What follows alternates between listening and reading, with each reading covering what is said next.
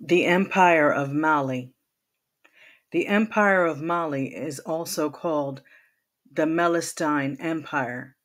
The word Mali is derived from a Mandingo grammatical root meaning free. The rulers and people of the Empire of Mali were black Africans of the Mandingo tribe. This tribe was originally situated in the territory known today as Guinea, Sierra Leone, and northward. On the banks of the upper Niger, near the present-day Sierra Leone, the Mandingos established their capital at a place called Niani. After the breakup of the Ghanaian Empire by invasions from many tribes, Ghana split apart into a number of states. But in the capital of Ghana, Gao, the Hebrew Za kings continued to reign.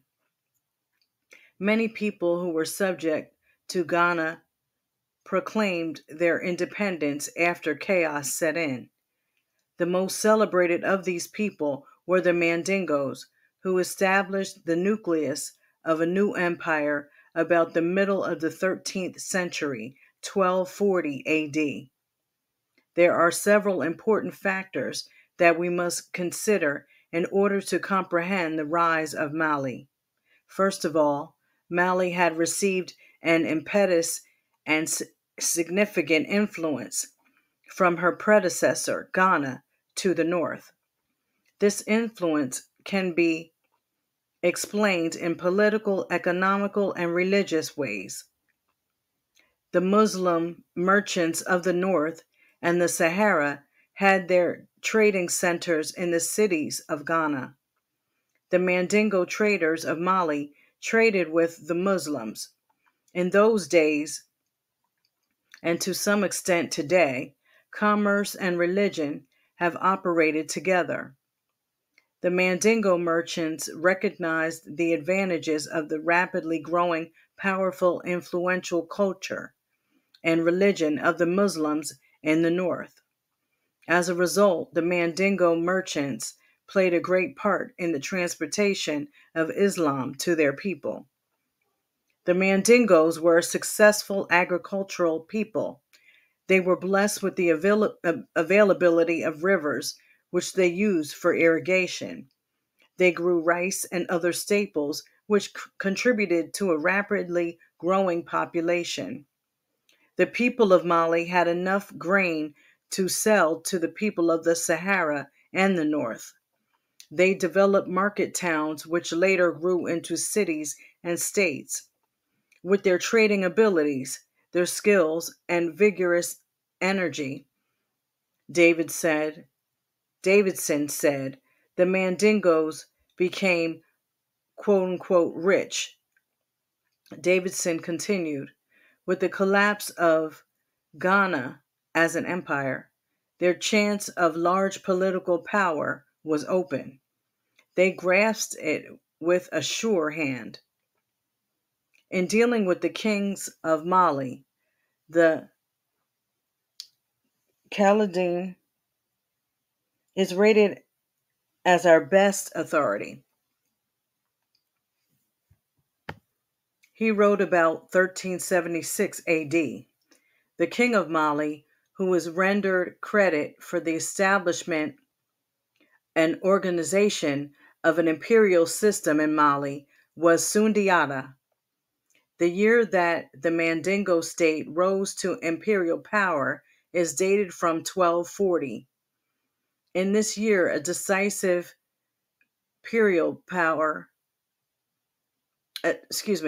a decisive battle was fought between the Mandingos and a people from Tekrar, evidently Almoravides from medieval Mauritania. Sundiata defeated Sumanguru and his people, who had captured the seat of the Hebrew kings of Ghana and imposed a tribute on them. Like other kings of the Western Sudan, Sundiata knew that power was contingent on wealth. Most of the wealth was in trade, and most of the trade was in the hands of Muslims. Consequently, he converted to Islam. Almost 100 years after the death of Sundiata, a powerful king emerged in Mali. His name was Mansa Musa. During his lifetime, 1312 to 1337, his accomplishments transcended his predecessors. His empire extended from east to west, beginning at the Atlantic Ocean to northern modern Nigeria, and from north to south, reaching almost from central Mauritania and extending to the borders of modern Guinea and the Ivory Coast. In 1326 AD, Mansa Musa made a pilgrimage to Mecca, the holy city of the Mohammedans. It is said that he exhibited a marvelous splendor that astonished the spectators. He arrived in the East with thousands of foot soldiers and over 60,000 mounted warriors. In addition to his soldiers, he had 500 slaves, each carrying a rod of gold weighing 6 pounds. As a contribution to the holy cities, he gave 20,000 pieces of gold. Mali, in its heyday, was known for its prosperity and peace. Within the empire, it existed one pervading system of law, order, and justice. An African visitor, Ibn Battuta,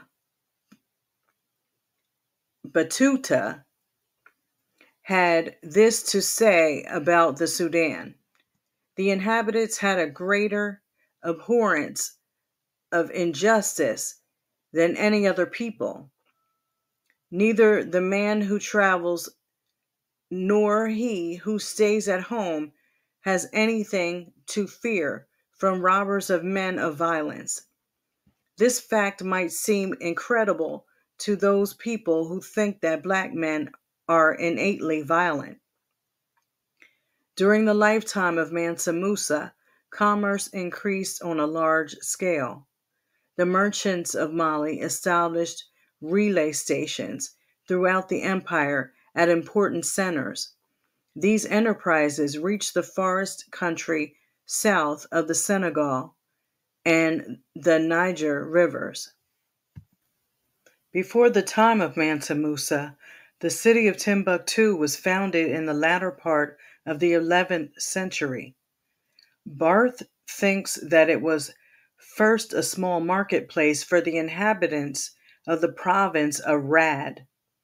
Mansa Musa is not only remembered for his pilgrimage, trade, and military accomplishments, but also for his public constructions. The king of Mali built a palace and several mosques in the celebrated city of Timbuktu. At the extremities of the city of Timbuktu, these mosques were erected. The Mosque of Jangir Bur was located in the southwest, and the Mosque of Sankour was located in the northern quarter of the city. Mansa Musa was indeed a champion of Islamic religion and learning. This was the time that the city of Timbuktu and Jenne began to rise as scholastic cities.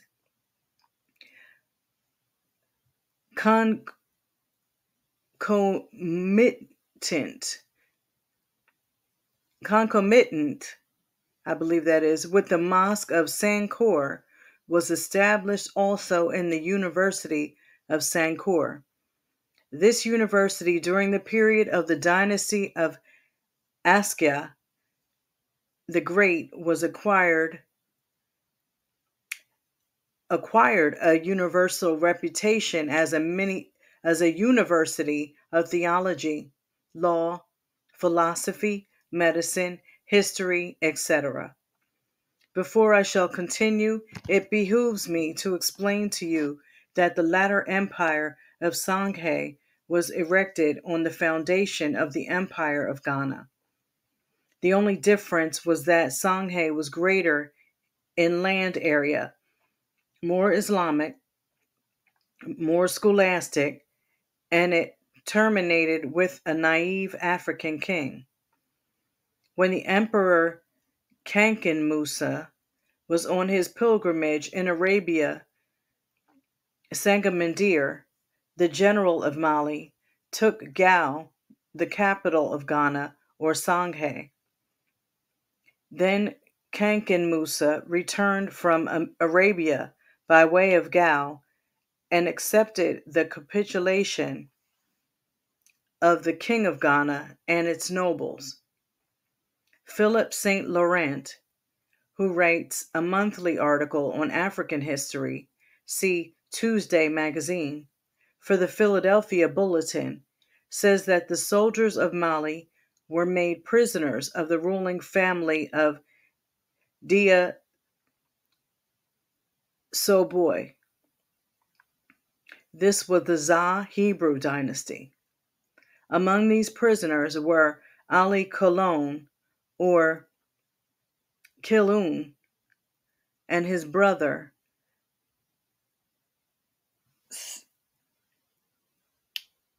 Samar, Nar, the sons of Za Yasebi.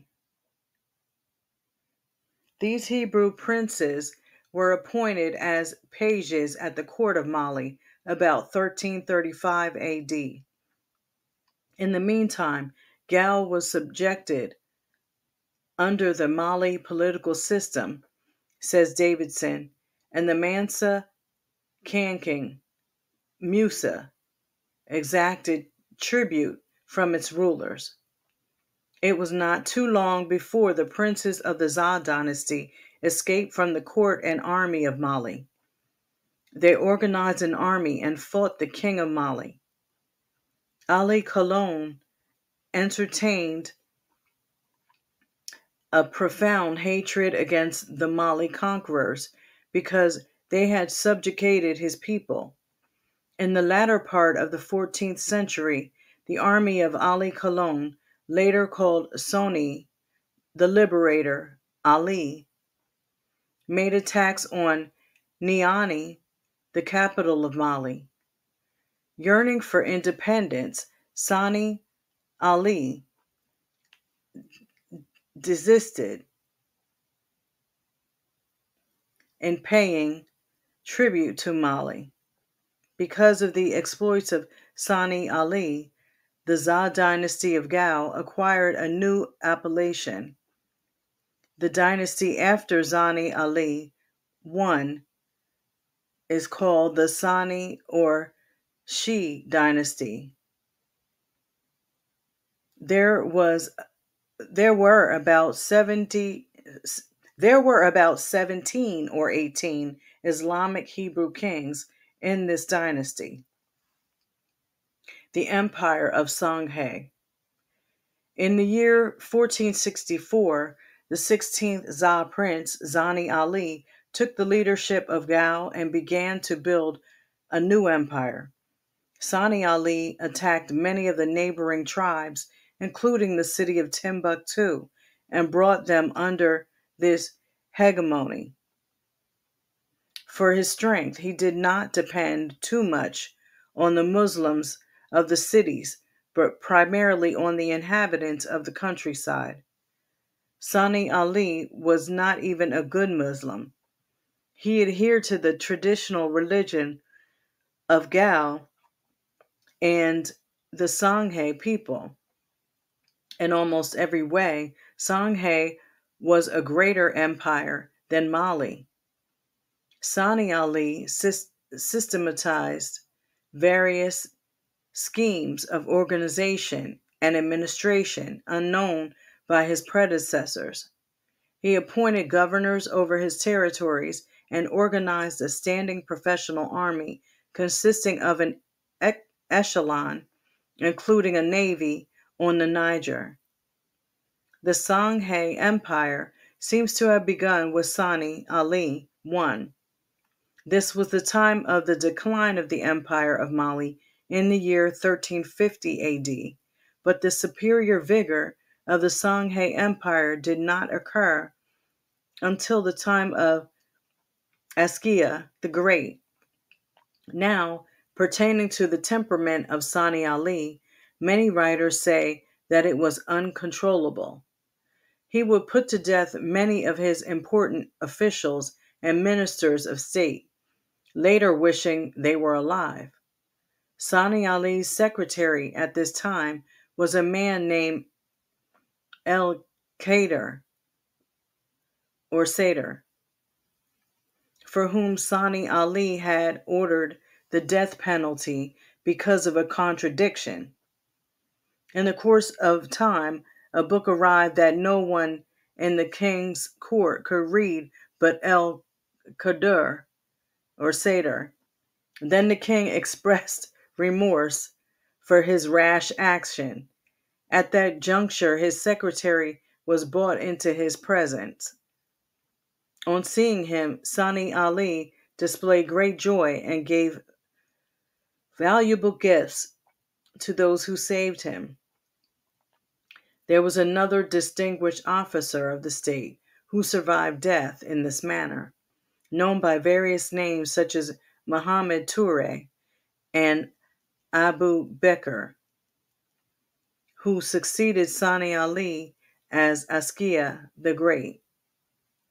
After Sani Ali had completed his business in Gao, his unconquerable military impulse moved him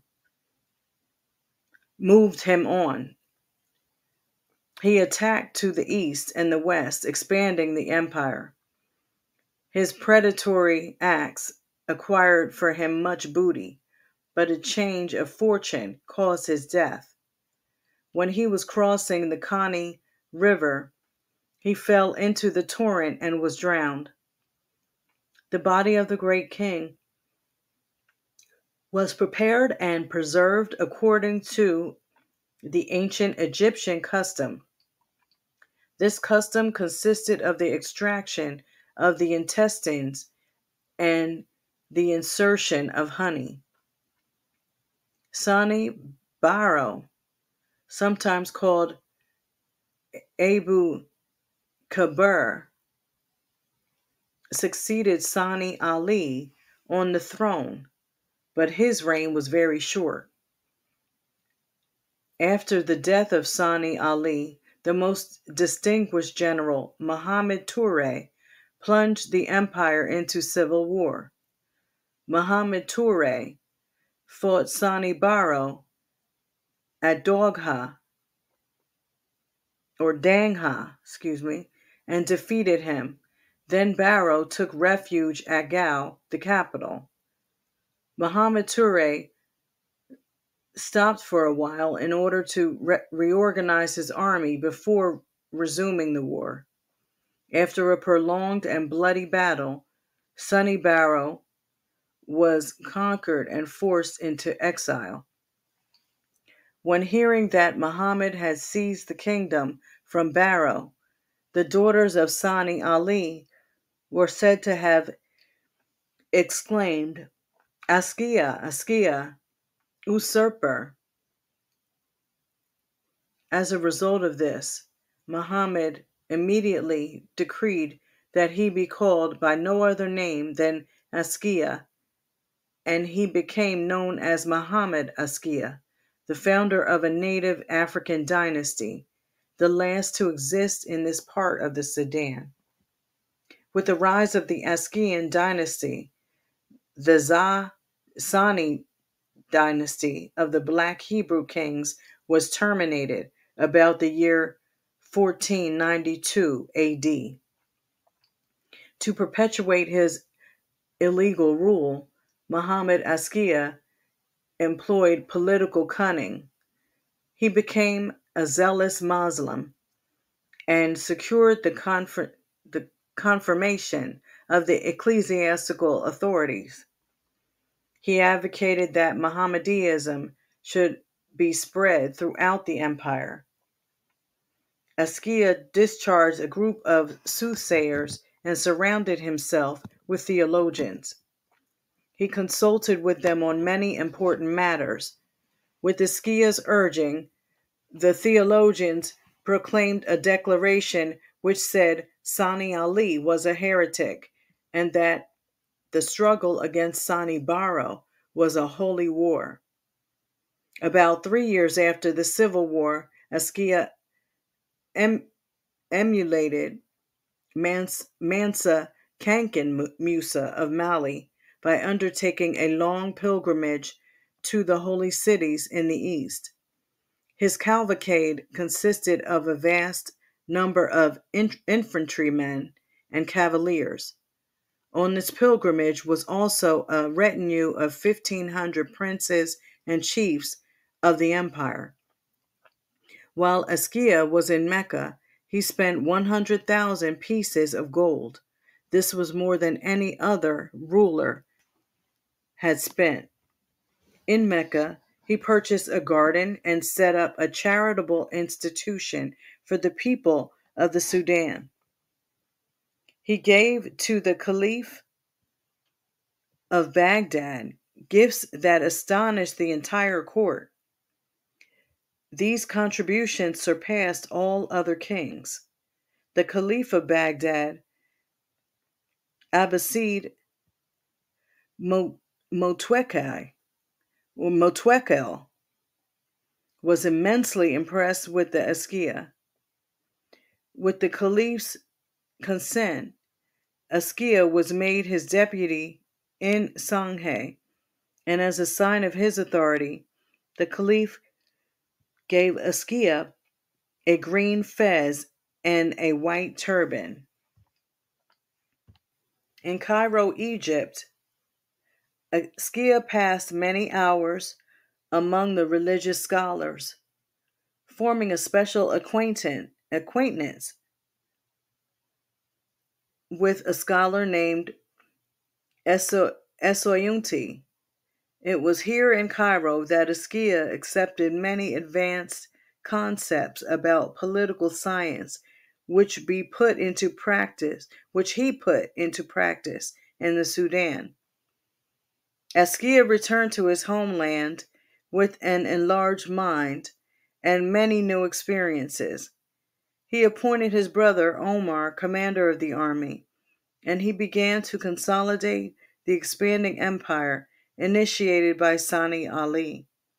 Attacking many tribes, unbelievers in Islam, Askia declared war on the Yalofs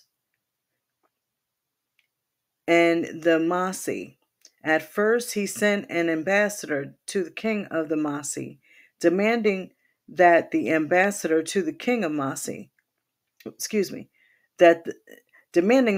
king convert to Islam. The king refused, and Askia displayed no mercy in the war that followed. He decimated the Masi hamlets and towns, making all the inhabitants prisoners, and forced them all to become Muslims. The length of his empire extended from the Atlantic Ocean beyond Lake Chad in the east. After the year 1502, the army of Askia invaded the state of Mali. The Sanghays sustained such a large number of fatalities that Omar remarked, "The Sanghay will be exterminated." The reply of Askia was, "On the contrary, the conquered nations will make our lives easier, for they will be part of us and will assist us in our enterprises." But Askia is known for more than his conquests. Writes Davidson, the literate culture of the Western Sudan, already in existence for several hundred years, flowered in Timbuktu during years that saw in Europe the ravage of the 100-Year War. No one can say how much it flowered, nor what fruits it bore, for the books that men read or wrote there are lost or not yet found. But Leo Africanus, 2 centuries later, gives some measure of the city's intellectual life.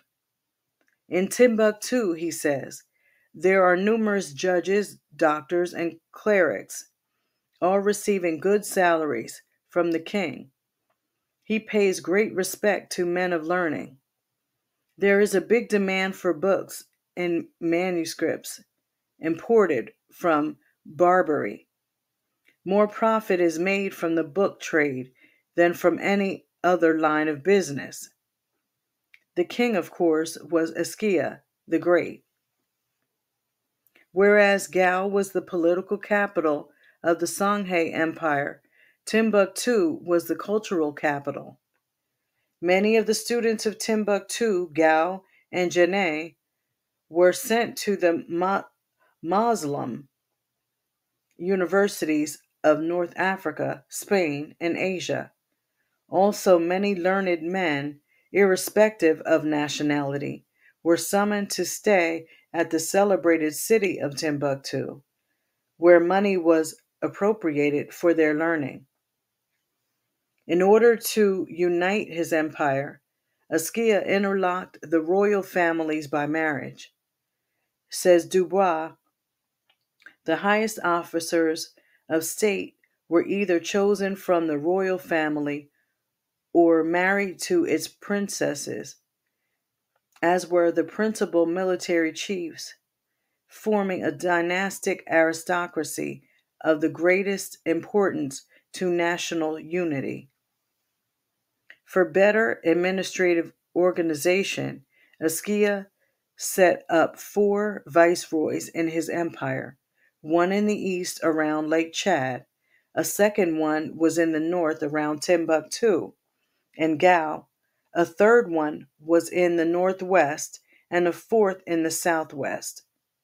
Because the government of Songhai was strong, Askia was able to control the commerce. He built a merchant fleet and was war fleet to facilitate commerce in the harbors and canals that he constructed on the Niger River and its branches. As a result, the economy and commerce developed with tremendous upsurge. The city of Janneh became a melting pot of internal commerce, Timbuktu of international commerce. For the first time, the Portuguese established trading companies on the west coast of Africa in the year 1448. During the lifetime of Askia, North African and Portuguese ships sailed to the Songhai port at Kabara in the center of the Niger. In order to perpetuate and facilitate trade, Askia standardized the system of weights and measures. There was no toleration of highway robbery. Anybody found culpable of this overt act incurred the utmost punishment. During the reign of Askia I, his son Askia Monsa revolted and expelled his father. Years later, with the help of another son, Ismail, he returned to Gao, the capital. After reigning for 35 years, he died in 1538. Despite the fact that there existed much debauchery among Askia's descendants, the strong government he created ensured its survival for many years. Final chaos came to Songhai when the Moors invaded in 1591. The Moors came to acquire wealth. they paid a dire price for their predatory exploits. Some writers have estimated that 23,000 Moors perished in one way or another in the military campaigns against Songhay. After 2 decades, the Moors withdrew their military forces from Songhay in 1618. Basil Davidson has this to say about Songhay. But if their invasion cost the Moroccans much more than it was worth, it cost Songhay its place in history, for it demolished the unity and the administrative organization of the state, and while it left Timbuktu and Gao and Djenne as considerable cities, it robbed this civilization of its vitality. From that moment, says the Chronicle, the Tarkic, everything changed. Danger took the place of security, poverty of wealth. Peace gave way to distress, disasters, and violence. After the Moors withdrew from the Sudan, the Portuguese, French, and English established colonies and seized the mineral resources of these countries. End of chapter 5.